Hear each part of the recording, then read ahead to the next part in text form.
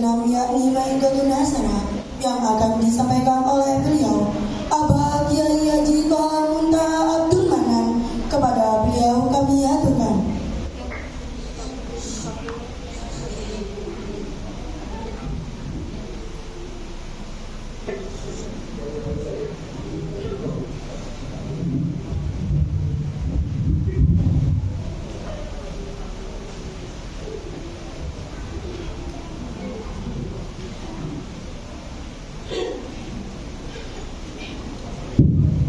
Assalamualaikum warahmatullahi wabarakatuh.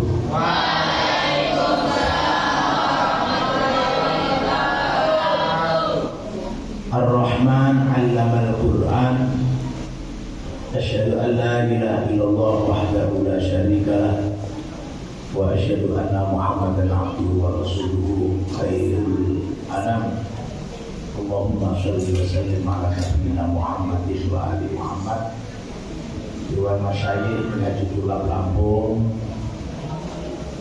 yang saya muliakan, Bapak Kepala SMP Informatika Polrestar Pak Lukman beserta seluruh asatidzah yang saya hormati, para santri, santriwan, santriwati Golden Star yang saya banggakan. Saya yakin di antara kalian nanti ada yang jadi menteri, bupati, menjadi ulama, nanti ada yang jadi profesor doktor, ya. Pokoknya saya doakan sukses semuanya. Amin. Ini sekolah yang unik, ya.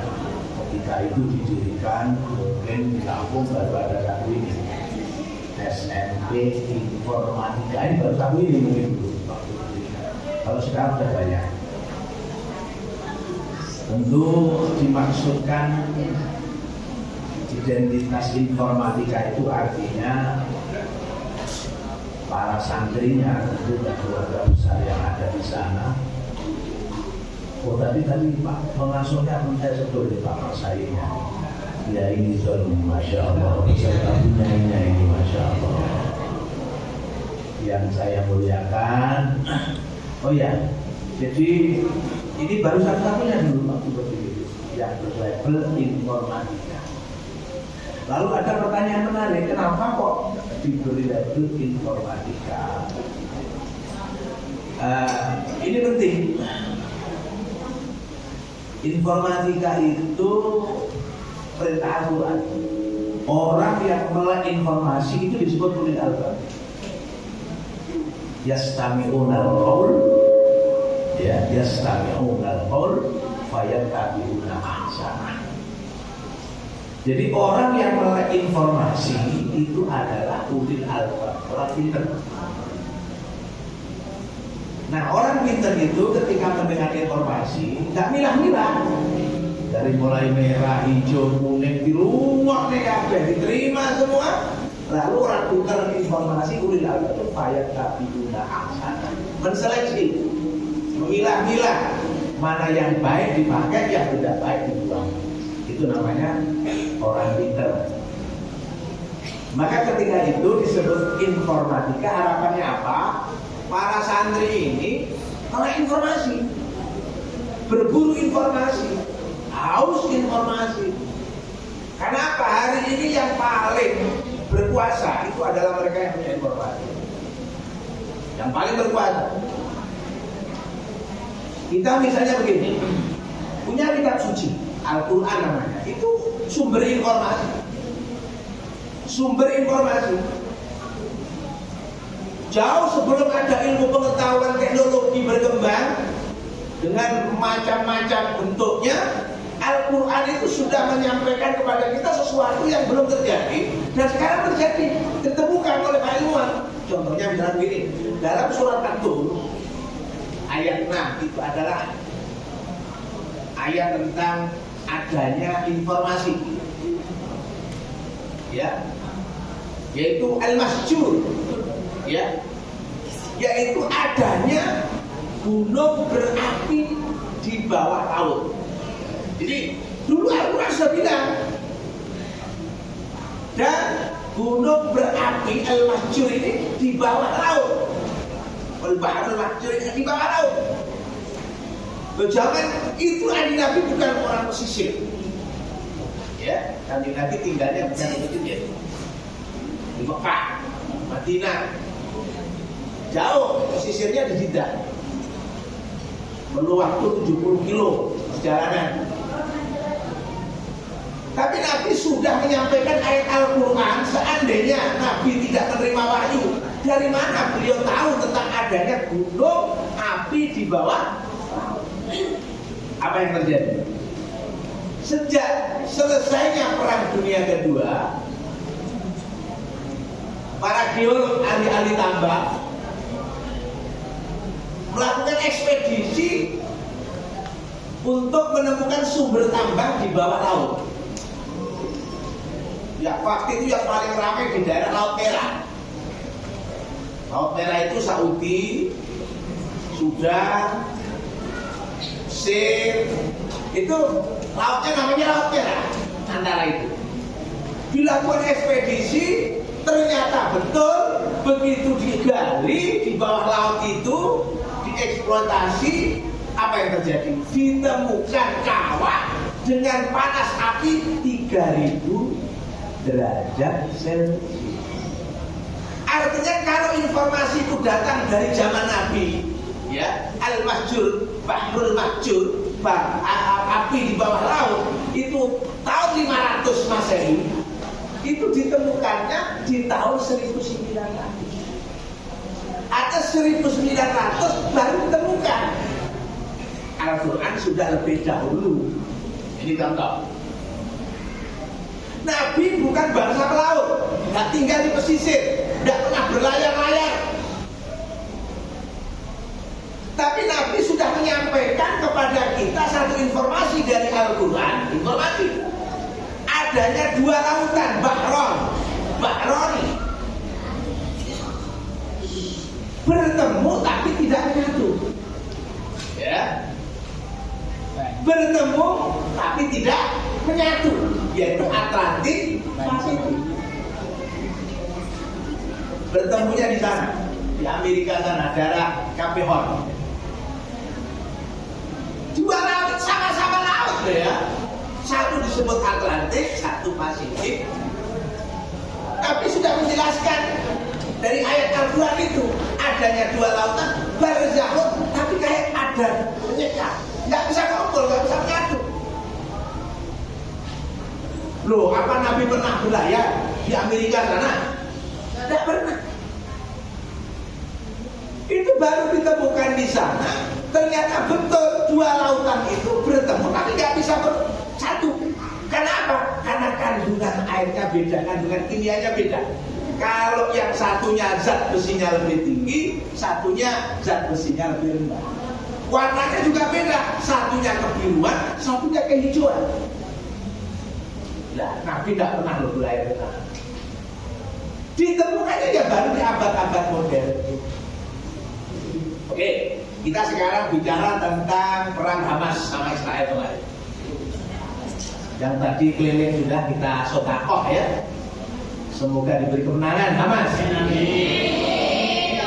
Kita lihat bagaimana Israel didukung oleh Amerika, melakukan pengeboman lewat pesawat tempur ke daerah Gaza.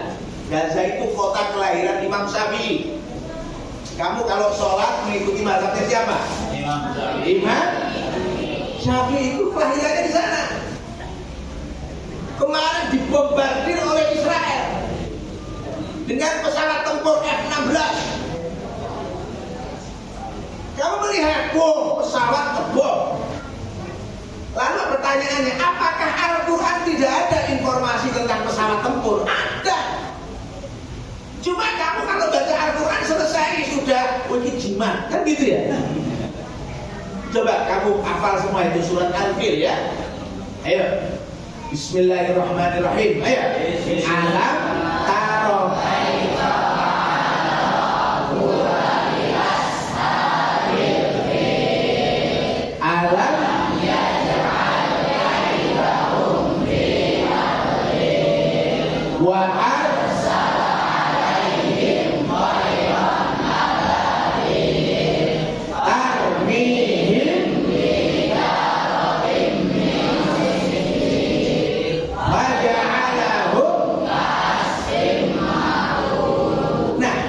Dulu ada pasukan Abraha yang biasa dikenal dengan pasukan gajah.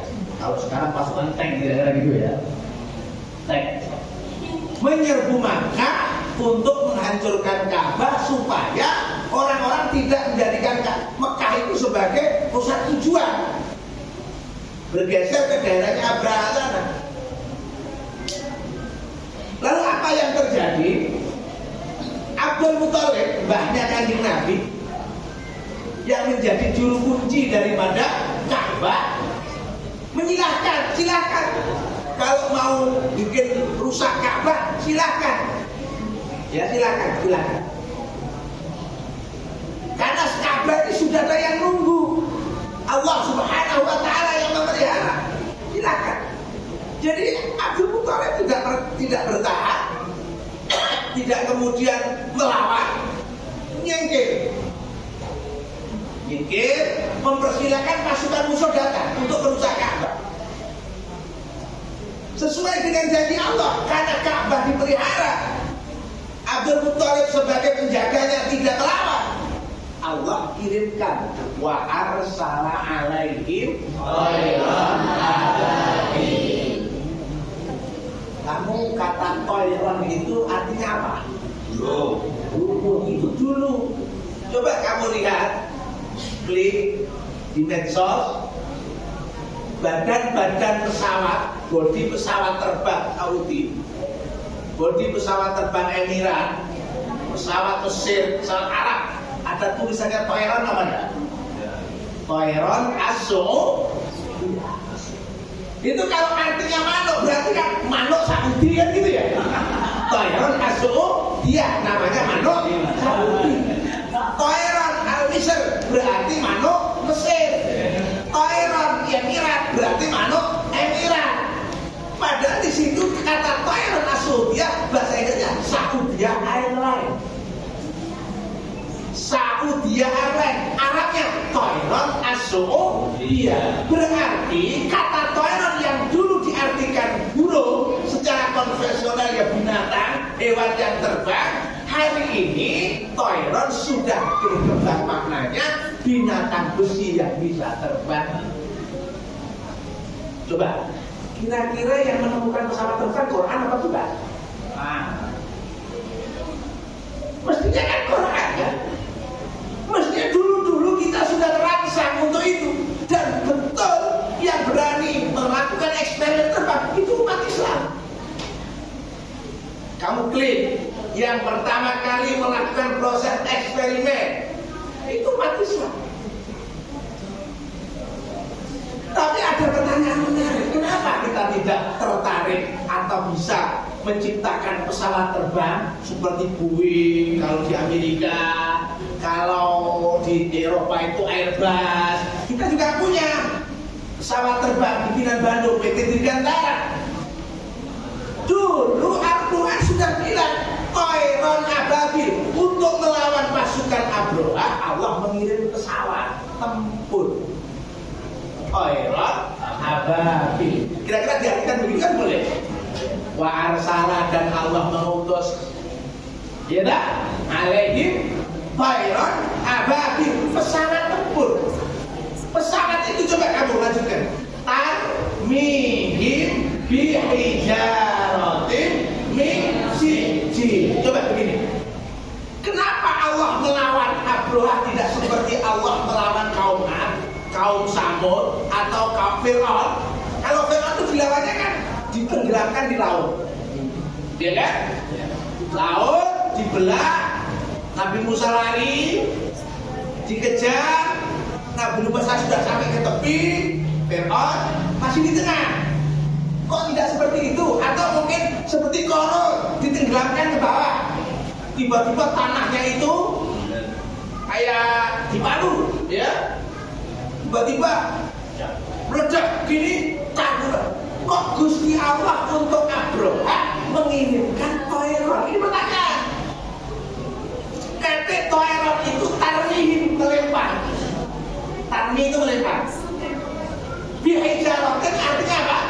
batu ming siji yang panas. Lo apa nggak perlu kendali? Hingga kemudian mereka yang terkena sasaran peluru itu hijarah min sijil ka'asfin makul, hancur lebur, memet tahu memet apa memet itu? Hancur lebur. Jadi kalau kamu punya kertas kamu bakar terus terbakar namanya apa? Memet. Ka'asfin makul itu memet. Mereka yang terkena peluru daripada pesawat tempur ababil hancur memet. Nah, kamu kan klik, sekarang klik. Kamu kan punya HP semua. Pesawat tempur itu cara mereka menempatkan peluru itu di bawah sayap. Satu kanan, satu kiri. Lalu yang satunya di bawah kokpit, pilot. Nanti sore kursi pilot. Jadi ini pilot, di bawah jadi 3. Peluru kendalinya 3, sayap kanan, sayap kiri, lalu di bawah kokpit. Kamu klik lagi. Burung ababil ketika menyerang pasukan Abdullah juga 3 batu tiap burung. 1 di cengkeram kaki kanan, 1 di cengkeram kaki kiri, 1 di paroknya. Ini diwaca toh, ini diwaca. Ini BHP diwaca loh. Ada kesamaan enggak antara burung ababil dengan pesawat tempur F-16? Apakah F-16 yang menciptakanku dulu pernah baca Quran? Apakah aku niru orang Amerika sehingga pesawat tempur? Jelas tidak. Oh, tekonik ayat kalau tekonik pesawat tempur jauh jaraknya. Pesawat tempur baru tahun 1900-an, ayat itu tahun 500. Ya ini sederhana saja.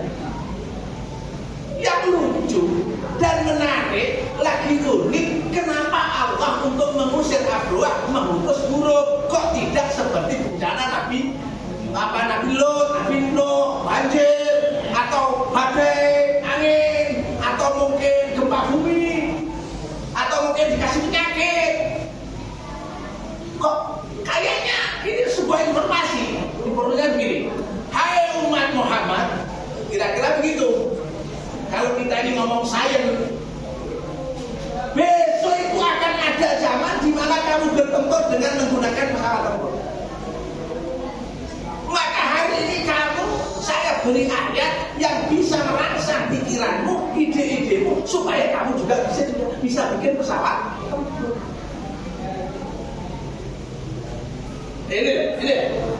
Ini namanya informasi. Ya, coba dicek, ada nggak pesawat tempur di situ? Berapa pelurunya? 3 kan? Kanan, kiri, dan di bawah kokpit. Sekarang burung ababil, berapa batu yang dibawa setiap burung? 3. Apakah kebetulan ini? Ini informasi orang Islam terlewat teknologi. Loh, perang sekarang itu sudah perang artificial intelligence, perang pakai ilmu. Kue jadi pendekar misalnya Pak Ganusa, PSHT kayak Pak Hadi misalnya. Wah, ban ikul-ikul. Ban apa gitu? Pokoknya ban gede ikul. Buang deng, terus ngomong perang. Musuh robot perang. Kan ada namanya robot perang. Kita perang, kayak jurus apa? Kita robot perang. Ya, kira-kira jurusnya apa? Kira-kira. Sekarang itu untuk pesawat untuk perang itu sudah nggak gunakan tentara, ada robot perang. Robot itu pakai drone, terjun payungnya itu pakai drone. Misalkan sasaran musuh di sini, ya kan? Dia terbang drone-nya itu ke sini, lalu turun parasit. Terus kemudian di sini ada PSHT, PSHT Pak Hadi. Musuh ini apa? Robot perang. Dia robot perang itu pakai menggunakan sinar inframerah. Sinar inframerah itu mengandung bahan-bahan radiasi. Kira-kira gitu ya. Iya kira-kira. Loh, artinya apa? Bela diri penting. Tapi sampai sampai iso bela diri terus sampai gak iso IT perang mempet apa? Maka kemarin ketika perang Israel punya semuanya, punya tank, punya pesawat tempur. Ternyata orang Hamas itu belajar ke jauh. Ngilmune perang Hamas melawan Israel dan menang itu nggak ngilmune wong Jawa, yaitu kamu tahu Werkudara. Werkudara itu punya anak 3. Untuk angkatan udara Gatotkaca, angkatan laut Antasena, di bawah tanah angkatan darat namanya ada kan? Antareja kan dikisahkan sebagai tokoh yang mampu melakukan proses tenggelam di bawah tanah dan menyerang musuh dari bawah tanah. Loh, Hamas itu inspirasi kira-kira tapi untuk bisa bikin terowongan 400 km dari Syekh Antareja. Belajarin yang dalam di akun Wijaya Kusuma itu ya. Loh, artinya begini. Hamas ini perang melawan begitu besarnya pasukan-pasukan. Bukan hanya sekedar ilmu bela diri, tapi juga mereka menggunakan IT. IT-nya apa? Pakai hacker. Nah, ini tugasnya kamu, informatika. Kamu hacker. Kan Israel itu negaranya bukan dilindungi oleh pasukan yang fisik saja. Namanya Iron Dome. Apa itu? Pasukan yang menyelimuti udara. Misalkan ini Jepara, ini di atasnya itu ada pasukannya. Begitu ada peluru masuk, langsung dikejar oleh peluru. Dur, hancur di atas. Loh, ini kan menggunakan otak semua, IT semua. Sekarang nggak IT. Makanya disitulah kemudian nama informatika itu diambil supaya kalian kita semua melek informasi. Awakmu oleh melok PSHT, melok Pagar Nusa terus ngisi Gotri, Benjaduk oleh. Tapi begitu itu nggak ada sanatnya pada Nabi itu nggak ada. Nabi ini jaduk kira-kira yang pertama kali dikai waktu perang Uhud, Sayyidina Hamzah. Paman, bicara kena sidang MK, paman sidang MK. Paman, sama naruh perang Uhud, paman. Sama tak kei kejadukan yo, ben gak tegas papak kalau kemandek. Ternyata Hamzah gugur di batu perang. Kalau kejadukan itu ada ilmunya sangat dari Kanjeng Nabi, kira-kira putus yang pertama dikai Hasan Hussein. Ternyata Hussein pun juga gugur. Umar bin Khattab juga kena senjata wafatnya. Artinya apa? Yang bisa kita tidak tegas paman paling pasti cuma satu, tawakal itu Allah. Hanya itu. Nabi Ibrahim gak tegas dibom, tawakal itu Allah. Nabi Ismail gak tegas dibeleng, tawakal itu Allah. Tawakalin saja. Nah, ketika kita orang informatika, terus duwe ilmu IT yang tinggi, terus tawakalnya tinggi, ya kayak Hamas. Kaming fiatin qalilatin ghalabat fiatan katsira. Banyak kisah kelompok kecil mampu mengalahkan kelompok besar. Hari ini terbukti apa? Hamas yang kecil bisa melawan Amerika dan Israel. Itu dulu juga ada, namanya yaitu Talut. Talut itu kecil, tapi melawan jalur yang besar. Artinya apa? Mereka yang punya. Nah, kenapa Talut itu menang? Ini jelas. Bastotan ilmi wal jism. Karena Talut menguasai informasi. Jadi untuk memenangkan pertarungan ini kamu harus menguasai informasi. Kemarin ada salah satu media yang ditutup oleh pemerintah, namanya TikTok, nggak oleh didagang. Ya, TikTok shop, ya, TikTok toko, nggak oleh dagang. Bayangkan, ada satu pertanyaan, kenapa TikTok shop kok gak boleh? Karena apa? TikTok kuwi dhisik roh rego. Jika kok tokone langsung pabrik, langsung klik. Dan pada jam-jam tertentu harganya tinggal 30%. Jam 10 bengi misalnya, silakan ambil. Jam 10 begitu buka. Jam 12 bengi buka. Kadang jam-jam itu ada jam-jam emas namanya jam diskon. Sing regane 100.000 sekali 10.000. Loh, kenapa bisa begitu? Kan gak mungkin tuh ada orang melek jam 10 bengi yang gitu kira-kira. Jarang lah. Jam 12 bengi jarang. Dibikin 1 jam ini diskon. Kenapa bisa murah? Karena dia dari pabrik langsung disetor, pakai online kurir. Habis sudah. Lah sampean sing gak duwe HP, sampean sing gak melek informasi nang omah ngenteni dagangan teko. Wis kalah dhisik. Enak ilmu karo saudara online. Coba lihat hebatnya guru sampean itu. Namanya Gus Mustafa. Ya kamus. Bagus tuh orang hebat. Kenapa? Sudah mampu memakan bisnis online. Hebat itu, tepuk tangan untuk Pak Mustafa.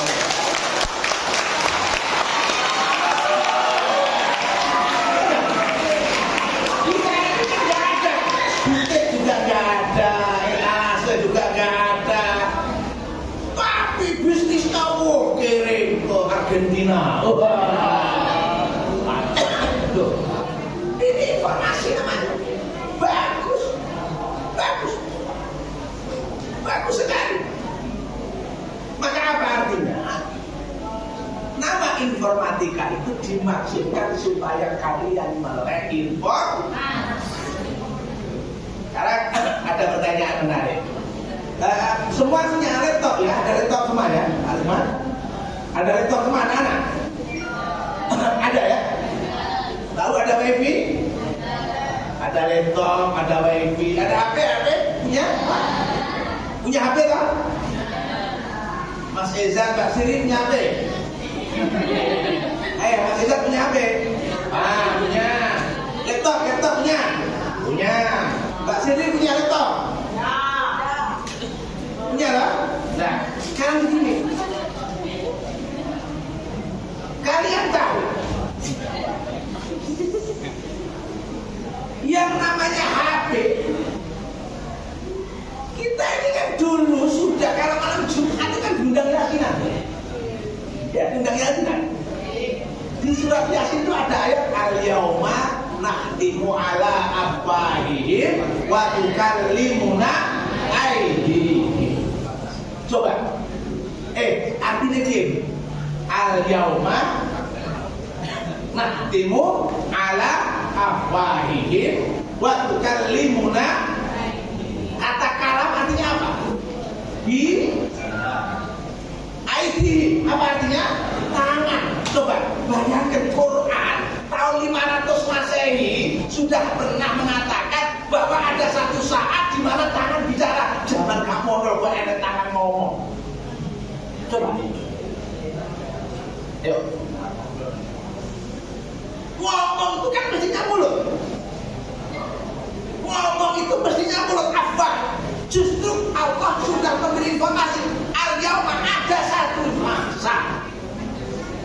Nahtimu ala afwahihim, mulut itu mingkem. Kunci. Tak ngomong. Siapa yang ngomong? Tukallimuna aydihim. Yang ngomong apa? Sekarang kamu pegang laptop, yang ngomong apa? Iya kan? Pakai apa? Pakai tak? Kamu browsing apa pakai sikut?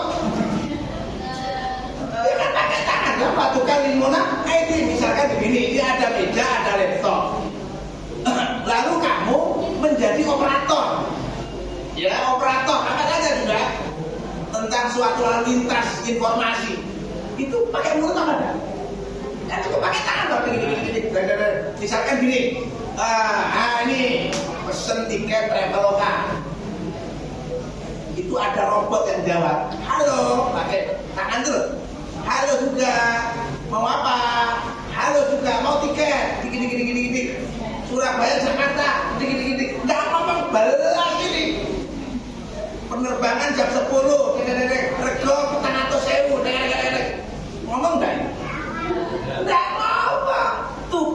Maimunah apa yang ngomong? Siapa yang diajak ngomong? Travel.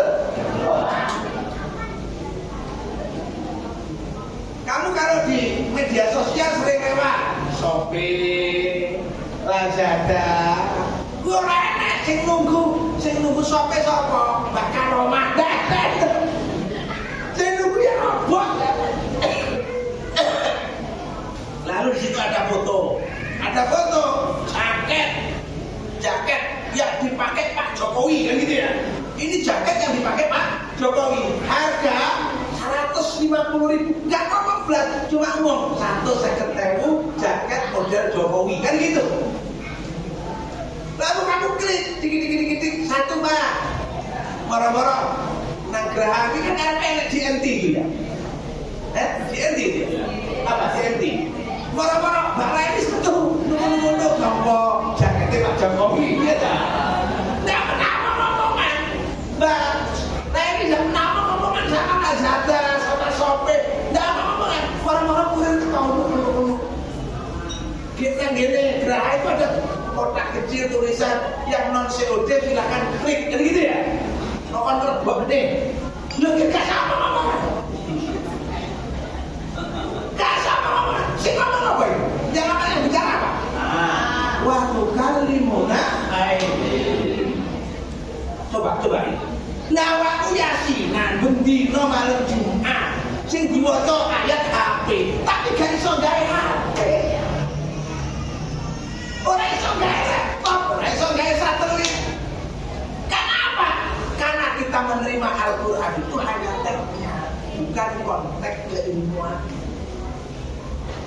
Umpama saya ini dulu tamatan fakultas komunikasi informatika, kira-kira yasinan langsung ketua. Nalan karena ada hasil jalan. Iki enak ayat api, ayo gawe teknologi tangan sing iso ngomong, kira-kira gitu. Ternyata makanya yang yasinan itu kan Pak Samsul namanya. Ya Pak Samsul. Sekali ikut yasinan orang Korea namanya Samsung. Gak sabar ya. Kalau orang Korea itu kan ngomong ada benceng ya. Namanya sebenarnya Samsul itu. Ya yang punya HP itu namanya Samsul karena tidak Korea. Benar ya. Ini contoh. Nah kamu tahu transaksi hari ini sudah tidak menggunakan mulut. Semua itu tulisan itu tangan, bahasa tangan tulisan. Itu ada ayat. Ada kitabuna yang tiku alaikum bilhaq. Coba di sini Al-Quran menggunakan kata natoko yang tiku. Apa yang tiku tadi? Mengucapkan, natik, mengucapkan.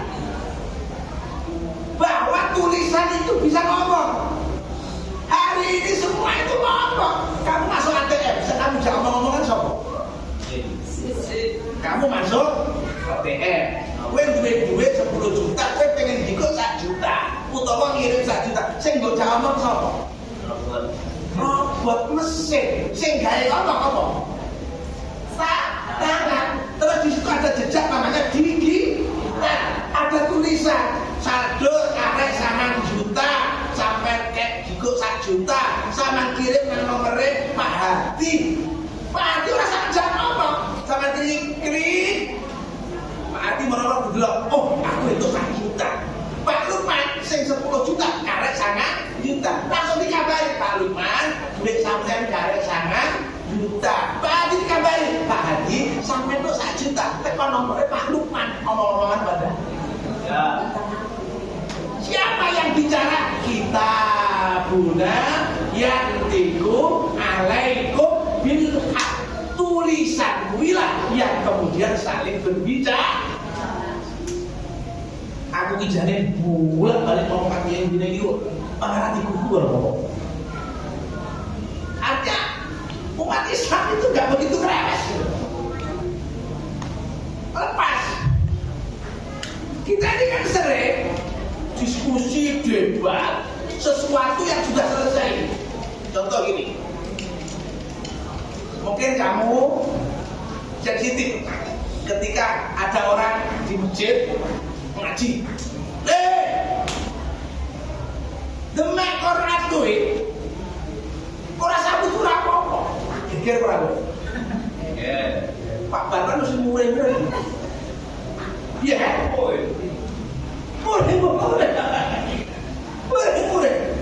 Kudu apa ora murah? Padahal semuanya sudah selesai deh.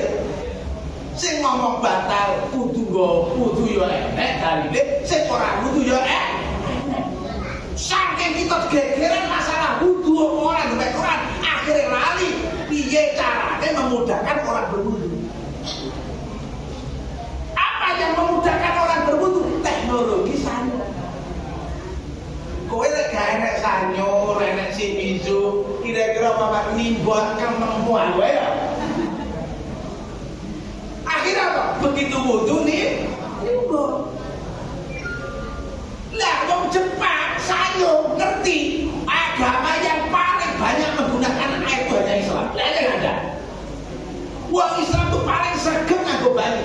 Salah satu yang wajib ada yaitu air untuk apa? Wudu. Akhirnya wong Jepang, wah tak penake wong Islam. Wis kono gegerono, sah apa ora sah. Demek Quran wudu kok gak wudu. Aku tak sing gawe sanyo wae ya. Akhirnya sanyo sing gawe apa? Wong Jepang. Sing temprote paling bater enake jenenge Shimizu. Sampeyan gawe apa? Ya ceklekan. Loh, ini cerita. Wong Islam geger. Kowe arep biaya geger ora? Ngambil rupiah apa? Hilang kan gitu ya? Bisa ya? Ya oke, bisa. Baru ya, bisa. Gegeran kok ora gegeran sing rujak wah kudu ya kudu. Sing bisa cukup karen. Krono gegeran padahal yo paling akeh blonjo kan wong Islam sing dodol jajan sapa? Sing dodol Nabi sapa? Akhirnya sampai ora dodolan. Enek mau gegeran. Begitu isu butuh klambi nang gene Cina. Cukup jajan kan gini Cina kan duit apa-apa kalau gegeran sing penting dodol aku sing duit aku. Itu maksud saya cuma ingatkan ada sesuatu yang sudah selesai. Itu kita ngomong informasi ya sudah tidak perlu kita bicarakan, tapi malah yang tidak kita bicarakan, yang tidak kita sentuh sebagai isu itu malah kebutuhan pokok.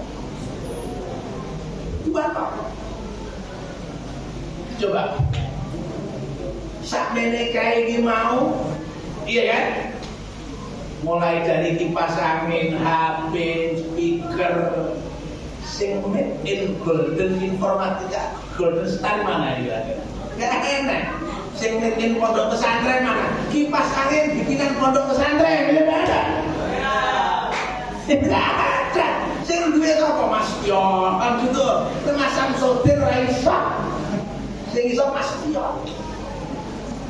Nah itulah kenapa disebut SFP informatika dan melek informasi. Makanya saya berharap dari anak-anak kita ini nanti ada yang hafal Quran bisa bahasa Inggris. Dapat curang Indonesia bawa Amerika di Amerika Serikat, Amerika Latin, Amerika Utara. Kamu di Eropa, dapat di sana juga perlu pinter-pinter. Sini sampai sak kota lemari kok, tidak. Saya punya santri di sana namanya Mas Rosin. Sekarang di Philadelphia. Dia nggak pinter-pinter amat, dia hanya mensarankan di Pennsylvania. Dia hanya mensarankan, dakwah di sini itu cuma dua modalnya. Satu, akhlak, yang kedua ilmu. Pokok, misalnya gini, masuk ke satu keluarga mendidik anaknya les matematika, si anaknya keluarga Amerika, diajari matematika. Kalau si anak ini jadi anak baik, taat sama orang tua, disiplin, sesok wong tuane moro-moro nurut masuk Islam. Karena melihat anaknya akhlaknya tadi. Hanya itu saja. Makanya saya berharap kamu nanti ada yang hafal Quran laki-laki ya, terus tak kirim ke Amerika kamu. Loh gitu ya? Oh cuma ngerokok gitu dong. Ya, Amerika sana, Eropa sana, gitu maksud saya. Semerbak. Ya, semerbak. Artinya itulah SMP Informatika. Golden Star itu apa? Oh, jenenge gagal. Golden apa artinya Golden Star? Bintang emas. Emas kadek bintang kadek emas. Ini kan cita-citanya jauh toh. Maka anak-anak SMP Informatika Golden Star harus bisa meraih cita-citanya setinggi dan segemerlap Golden Star. Al-Fatihah.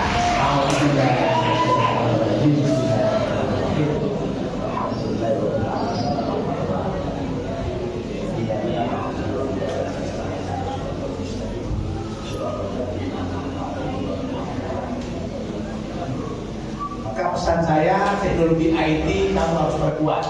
Karena alhamdulillah sudah mulai banyak yang menggunakan kata-kata IT tingkat SMP ya. Sudah mulai banyak yang niru. Tapi kita tetap pionir, kita trendsetter. Ya Allah. Ya. Terima kasih. Wallahu muwaffiq ila aqwamit thoriq. Assalamualaikum warahmatullahi wabarakatuh.